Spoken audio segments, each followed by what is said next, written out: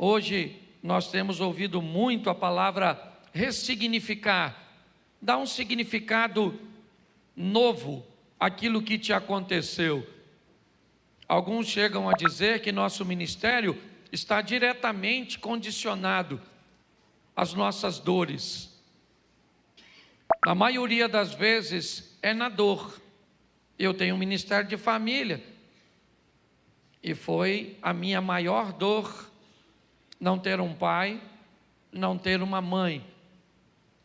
Dá um significado novo para isso, conseguir obter êxito na hora de remover algumas coisas.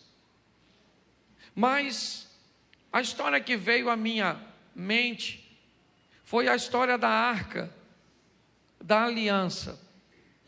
E como num período as pessoas tiveram tanta dificuldade para removê-la, para mudar essa arca de lugar. E eu quero mostrar algumas coisas que tocaram o meu coração de uma forma profunda e eu acho que dá uma bela aplicação para essa noite. Primeiro livro do profeta Samuel, capítulo de número 2, verso 12. Eu queria que você, vai ser uma palavra pequenininha. Eram, porém, os filhos de Eli, filhos de Belial, e não conheciam ao Senhor. Porquanto o costume daqueles sacerdotes com o povo era que, oferecendo alguém algum sacrifício, vinha o moço do sacerdote, estando se cozendo a carne com um garfo de 3 dentes em sua mão, dava com ele na caldeira ou na panela ou no caldeirão ou na marmita, e tudo quanto o garfo tirava, o sacerdote tomava para si. E assim faziam a todo Israel que ia ali a Siló. Também, antes de queimarem a gordura, vinha o moço do sacerdote e dizia ao homem que sacrificava: dá essa carne para assar ao sacerdote, porque não tomará de ti a carne cozida, senão crua. Dizendo-lhe o homem: queime primeiro a gordura de hoje, e depois toma para ti quanto desejar a tua alma. Então ele lhe dizia: não, agora a hás de dar, e se não, por força a tomarei. Feche os seus olhos. Senhor nosso Deus e Pai, em nome de Jesus, eis aqui a tua palavra. Continua falando conosco e usa-me como um canal de bênção, pelo poder do nome de Jesus. Você pode dizer amém? Amém. Preste atenção. O texto narra um momento onde as pessoas estão indo oferecer sacrifícios ao Senhor. E 2 sacerdotes, Ofni e Finéias, os filhos de Eli, exercem um nível de autoridade tão grande, que aqueles indivíduos que estão sacrificando precisam se submeter a esses 2 rapazes. E qual era o problema desses rapazes? A quebra de princípios. Eles estão querendo provar e ter coisas que Deus não autoriza. Pelo menos que seja feito antes dele. Eu não sei se você reparou, mas o homem responsável, ele está dizendo para Ofni e para Finéias: vamos fazer o seguinte, cara. Primeiro vamos oferecer ao Senhor, vamos colocar Deus em primeiro lugar. E depois que estiver resolvido as questões com Deus, aí você pega o que você quiser. Ele disse: não, não é assim que eu quero. Eu quero segundo o meu modelo. Ou você me dá o que eu estou pedindo, ou eu vou pegar a força. E assim era a vida desses 2 rapazes. É dessa forma. Eu só preciso que você entenda isso, para que você para que eu te mostre a próxima fase dessa história. Mas antes eu preciso que você entenda quem são esses caras, como eles se comportam, o que eles fazem, quem eles são. São pessoas desobedientes a Deus, descompromissadas com Deus. Posso ouvir um amém? Amém. 1 Samuel capítulo 4, verso 2. Preste atenção. 1 Samuel 4, 2. Os filisteus se dispuseram em ordem de batalha para sair ao encontro de Israel. E estendendo-se a peleja, Israel foi ferido diante dos filisteus, porque feriram na batalha no campo uns 4.000 homens. Tornando o povo ao arraial, disseram os anciões de Israel: por que nos feriu o Senhor hoje diante dos filisteus? Tragamos de Siló a arca do concerto do Senhor, e venha no meio de nós, para que nos livre das mãos dos inimigos. Vamos lá. Enviou, pois, o povo a Siló, e trouxeram de lá a arca do concerto do Senhor dos Exércitos, que habita entre os querubins. E os 2 filhos de Eli, Ofni e Finéias, estavam ali com a arca do concerto de... Presta atenção. E sucedeu que, vindo a arca do concerto do Senhor ao arraial, junto de Israel, todo o Israel jubilou com grande júbilo, até que a terra, verso seguinte, os filisteus, ouvindo a voz de júbilo, disseram: que voz de tão grande júbilo é esta no arraial dos hebreus? Então souberam que a arca do Senhor era vinda ao... Presta atenção em mim aqui agora, vai ser rapidinho. Eu acho isso o maior barato, porque presta atenção. A turma está lá na peleja lutando, quando de repente eles não conseguem êxito. Os filisteus estão prevalecendo, o povo de Deus está perdendo. E aí então eles têm uma ideia: por que será que Deus está permitindo a nossa perda? Vamos fazer o seguinte: vamos a Siló e vamos trazer lá de Siló a arca da aliança, que simbolizava a presença de Deus. Vamos trazer a arca da aliança para o meio da batalha, porque aí, com a arca da aliança, Deus vem e nos dá isso. Só mais barato. Pastor, o que isso representa? Que tem gente que acha que pode usar coisas como um amuleto da sorte. Basta botar um crucifixo no peito que eu estou protegido. Vou botar uma Bíblia na frente do meu carro para ninguém me roubar. Você conhece alguém assim? Você conhece alguém que se comporta como se as coisas de Deus fossem meio que algum instrumento da sorte? Vou botar ali, certo? Porque se eu botar um louvor na minha casa, nossa. Tem gente que gosta dessas coisas. Eles pensavam igualzinho. Eles estão perdendo a batalha. Ele falou: traz o amuleto da sorte, a arca da aliança. Porque a hora que a arca chegar aqui, nós vamos ganhar, porque Deus chegou. Chegou onde? No objeto? Não, não é de hoje, que Deus nunca caminhou em coisas, e sim em pessoas. Se você acha que isso é algo só do Velho Testamento, Deus não habita em templo feito por mãos humanas, você está enganado. No Velho também. Os caras levaram a arquinha chegou, mas olha quem é que está trazendo. Quem é? Volta lá um pouquinho, só para ele ver os 2 indivíduos que eu preciso mostrar. Volta um pouquinho onde está Ofni e Finéias, você que está aí com a tradução. Presta atenção. Ó, os 2 filhos de Eli, Ofni estavam com o amuleto da sorte. Eram os 2 caras. Eles estão trazendo a arca, representa a Deus, sim ou não? Sim ou não? Mas quem é que está trazendo? Os 2 não cegos. O Zé Ruela. do desobediente. Mas Deus não está ali, está na arca. Tanto está na arca, que quando o júbilo se estendeu, quando o povo viu, se alegrou com a presença da arca, a Bíblia diz que a terra estremeu, e o povo falou, ganhamos. Só que deu ruim, irmão.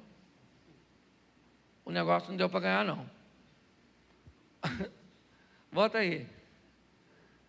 Vai para o verso seguinte. Pelo que os filisteus, olha que maneiro, quando a arca chegou, os filisteus se atemoriam, porque diziam, Deus veio ao... E diziam mais, o que os filisteus, presta atenção, filisteu, vamos tratar aqui os incrédulos, aquela turma que vivia na idolatria. O que os filisteus disseram? Ai de, que tal, eles nunca tinham visto aquilo, a terra estremecendo, era um negócio amedrontador. Mas olha o que os filisteus disseram. Ai de nós, quem nos livrará da mão desses grandiosos deuses? Esses são os deuses que feriram os egípcios com todas as pragas junto ao... Vamos embora. Esforçai-vos e sede homens, ó filisteus, para que porventura não venhais a servir aos... como eles serviram a vós. Sede, pois, homens e...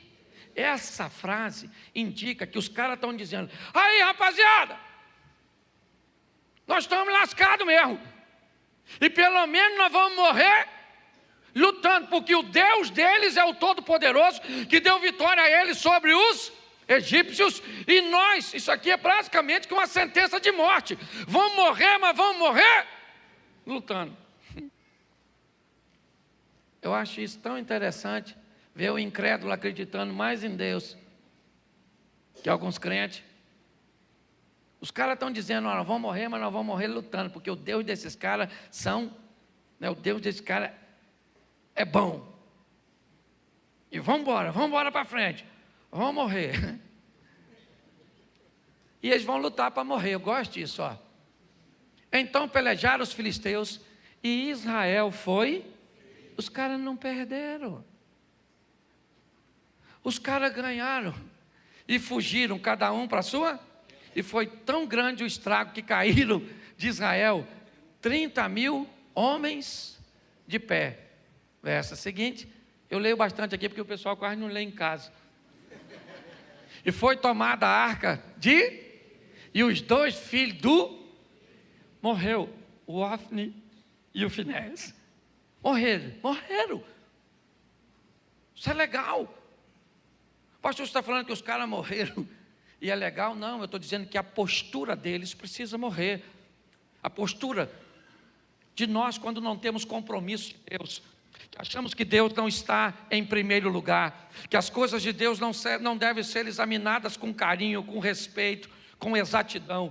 Quando queremos abrir algumas concessões para viver o que Deus tem para nós. O Ofni e o Finéias morreram.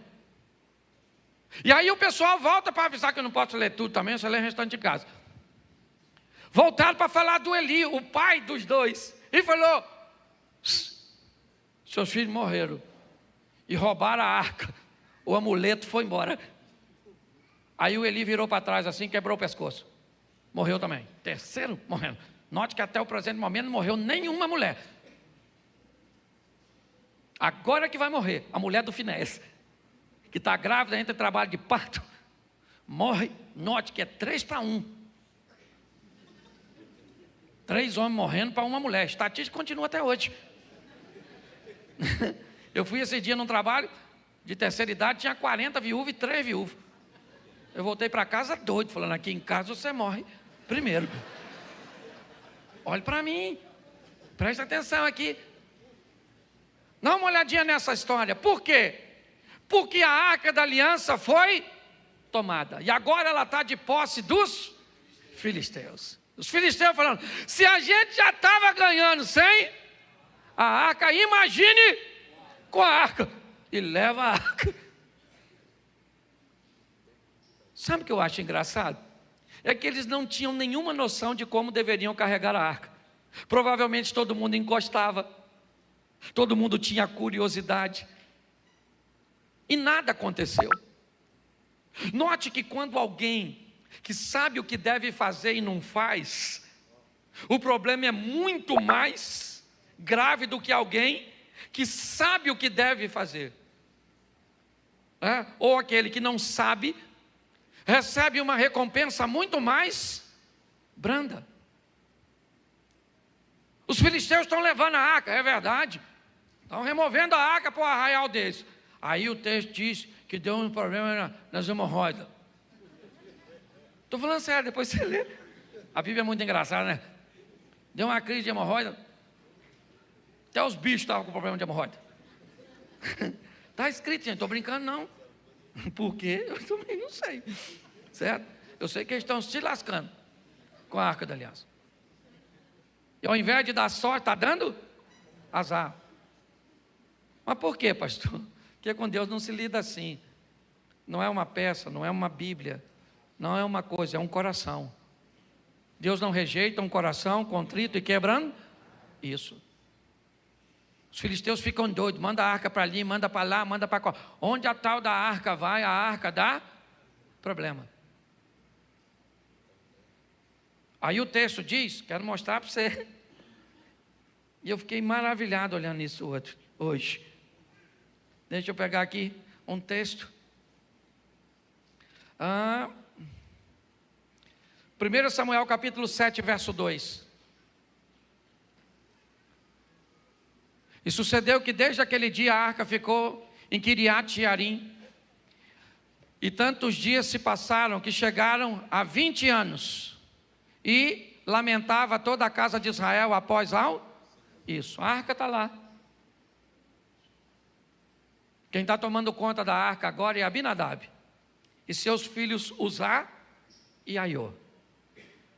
Eles que estão tomando conta da arca não tem problema nenhum. Ninguém está morrendo, não tem problema. Não tem. A arca está lá.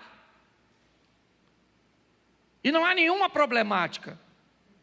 Porém, o capítulo 6 de 2 Samuel, 2 Samuel capítulo 3, ou capítulo 6, verso 1, coloca para mim. E tornou Davi a juntar todos os escolhidos de Israel, em número de 30.000. Levantou-se Davi e partiu com todo o povo, e tinha consigo Abalá de Judá, para levar dali para cima a arca de Deus, sobre a qual invoca o nome do Senhor dos Exércitos, que se assenta entre os querubins. E puseram a arca de Deus num carro novo, e a levaram da casa de Abinadab, que está em Geba. E Uzá e Aiô, filhos de Abinadab, guiavam o carro. Eu gosto dessa estrutura. Davi prepara um ambiente extraordinário para que a arca fosse removida. Ele tem um intuito, levar a arca para Jerusalém. Esse é o propósito. Sabia tudo aquilo que tinha acontecido, a morte dos sacerdotes, toda a situação desagradável, os problemas que deram para os filisteus, e em outros lugares por onde a arca passou. Mas agora Davi, ele quer levar a arca para Jerusalém, e ele procura fazer da melhor maneira possível. A minha pergunta é: será que não há um sacerdote? Será que não há ninguém que seja capaz de dizer, Davi, como é que se remove a arca? Como é que ela deveria ser conduzida? Como é que as coisas deveriam suceder? O texto diz que põe para mim, verso 4. E levando da casa de Abinadab, que está em Geba, a arca de Deus, Aiô, ia adiante da arca. Davi e toda a casa de Israel alegravam-se perante o Senhor com toda a sorte de instrumentos de madeira de faia, com harpas, com saltérios, com tamborins, com pandeiros e com símbolos. E chegando à eira de Nacon, estendeu Uzá a mão à arca de Deus e segurou, porque os bois deixavam pender, ela ia cair. Então a ira do Senhor se acendeu contra Uzá, e Deus o feriu ali por esta imprudência, e morreu junto à arca de Deus. Eu não vi nenhum filisteu morrer porque mexeu na arca. Mas quando aquele que deveria saber como manuseava fez aquilo que não deveria fazer, ele morre. A alegria da festa dá lugar à tristeza e as pessoas começam a ficar preocupadas. O próprio Davi, continua, que eu já vou terminar, coloca o texto seguinte. Davi se contristou porque o Senhor abriu uma rotura em Uzá. Chamou aquele lugar de Pérez Uzá até o dia de hoje. Temeu Davi ao Senhor naquele dia e disse: como virá a minha arca do Senhor? Ele sabe que a arca já deu problema para quem? Para Ofni, para Finéias e para Eli. Já deu problema para filisteus e outros mais. Esteve na casa de Abinadab durante 20 anos e não fez nenhuma diferença. Davi agora quer levar a arca, a presença de Deus. É isso que nós precisamos entender. O que é que eu estou querendo? Eu estou querendo trazer quem para a minha vida? Você viu na palavra da oferta? A intencionalidade daquele que faz vale muito mais do que o feito. É por isso que Jesus olha para uma oferta pequena e diz que ela é grande, por causa da intenção. Quando Davi olha para isso, é lógico que ele fica com medo. Uzá acaba de morrer, ele disse: tem uma coisa que eu não quero fazer, é mexer com essa arca. Esse negócio anda matando todo mundo, eu estou com medo disso. Mas o mais interessante para mim é o verso seguinte. Então não quis Davi retirar a arca do Senhor, e não quis Davi retirar para si a arca do Senhor para a cidade de Davi, mas Davi a fez levar à casa de Obed-edom, o geteu. Verso seguinte. E a arca do Senhor ficou em casa de Obed-edom, o geteu, quanto tempo? 3 meses. Quanto tempo? 3 meses. E abençoou o Senhor e toda a sua. Aí, meu irmão, eu fui caçar quem é esse cara. Porque não faz sentido. Uma arca que mata sacerdote, dá problema para filisteu, mata o outro que está querendo até de certa forma proteger, ajudar. Porque me parece que com Deus fim não justifica o meio. Sabe quem é Obed-edom? Ninguém. Eu procurei o cara, depois se você soubesse, você me avisa. Ele é um geteu, não fala nada dele. Ele não é profeta, ele não é sacerdote, ele não é ninguém. Ele não é ninguém famoso, ele não é ninguém relevante, ele não é ninguém poderoso, ele não é ninguém que tem um pedigree, alguma coisa que justifique que a casa desse cara prospere. Porque está todo mundo olhando para a casa dele esperando que aconteça o quê? Morte. Está todo mundo olhando para a casa do Obed-edom. E quem ele é? Ele é um cara comum, que resolveu servir a Deus. Pare para pensar. Quando eu olho para a vida desse cara, em 3 meses, as pessoas estão olhando para Obed-edom e estão dizendo: meu irmão, tem alguma coisa acontecendo na vida desse indivíduo. E o que ele estava fazendo, gente? Sendo crente. Só isso. Era só isso. Era aquilo que todos deveriam estar fazendo, colocando a sua vida no altar, porque eu não vejo nada. Se você vê, por favor, depois me procure e diz: pastor, eu quero falar para o senhor, porque ele tinha assim algo que o fazia merecer. Eu não achei. Tinha alguns até que defendem que ele é de Gate, que ele é filisteu, esse cara. Mas quem ele é? Ele é alguém anônimo, como você. Porque aqui menos de 1% consegue subir para fazer alguma coisa. Mas colocar alguém aqui em cima com esse microfone na mão, cantando, tocando e pregando, não torna ninguém aqui em cima melhor ou mais importante do que quem está aí embaixo. A grande verdade é essa. Porque a única história que me vem à mente é que esse camarada, durante 3 meses, as pessoas viram nitidamente que a arca que matava os outros, entre aspas, fazia esse camarada prosperar. Verso seguinte. Então avisaram a Davi dizendo: abençoou-o a casa de Obed e tudo quanto por amor. Por amor? O cara foi abençoado porque amava o que sacerdote não amava, porque cuidava daquilo que outros deveriam ter o mesmo zelo e não tinha. Às vezes nós focamos nos grandes heróis e não tem problema nenhum, mas o que a Bíblia está me mostrando é um mero desconhecido, Obed-Edom. É alguém que a arca vai para a casa dele, provavelmente para Davi, se é que ele era um estrangeiro, pensando, se ele morrer, não tem nada de, é mais. Mas a arca não foi para a casa dele por acaso. Foi porque era alguém que amava a Deus, e não a arca. Porque a arca não estava dando vitória para Filisteu, nem para Israel.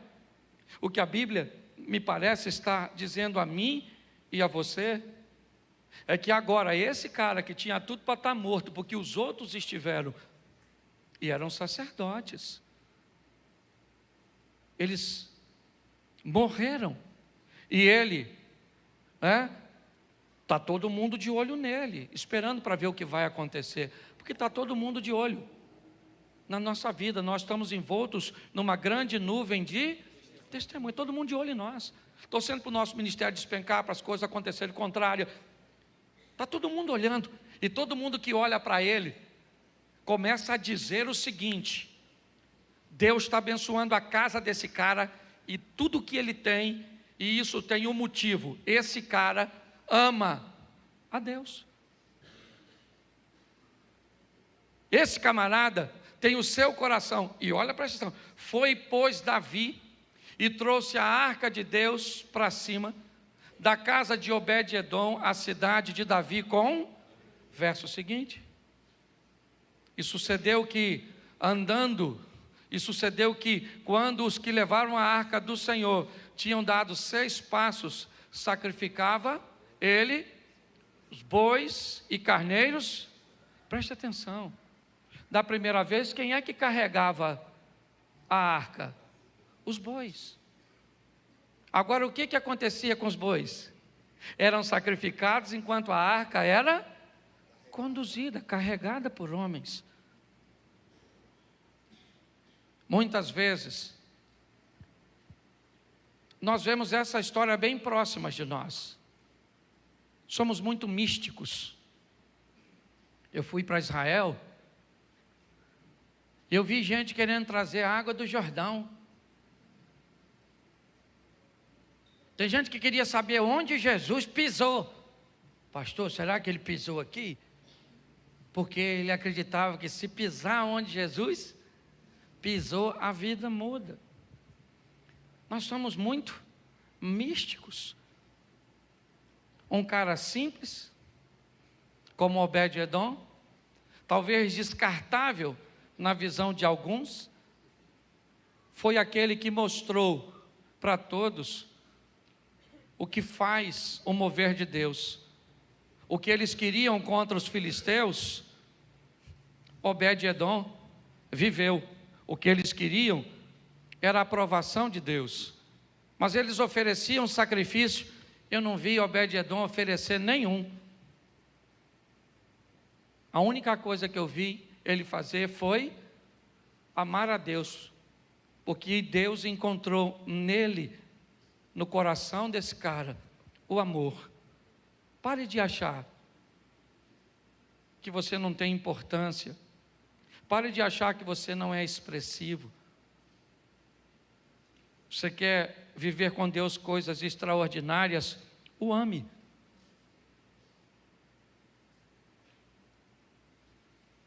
Cuide das coisas do Senhor, com amor, com carinho. Pastor, e qual é a coisa que Deus mais ama e que eu devo cuidar? Você. Deus amou o mundo de tal que deu seu Filho unigênito para que todo aquele que nele crê não pereça, mas tenha. Qual é a coisa mais importante que você tem que cuidar, que é o que Deus mais ama? Você mesmo. Você quer agradar a Deus? Cuide de você. Cuide de sua saúde emocional, de sua saúde física, de sua saúde espiritual. Cuide de você de uma tal forma que as pessoas olhem para você e digam: caramba, esse camarada está igualzinho Obed-Edom. E o que ele tem? Amor. Ama o quê? Aquilo que Deus ama, que é a si mesmo. Eu queria que essa reflexão fosse conosco,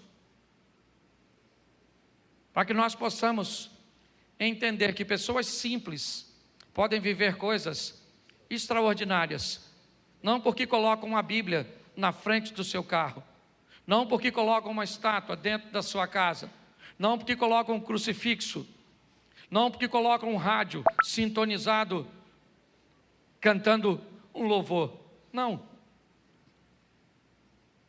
porque colocam amor em Deus, porque ama a Deus acima de todas as coisas, e o próximo como a ti mesmo.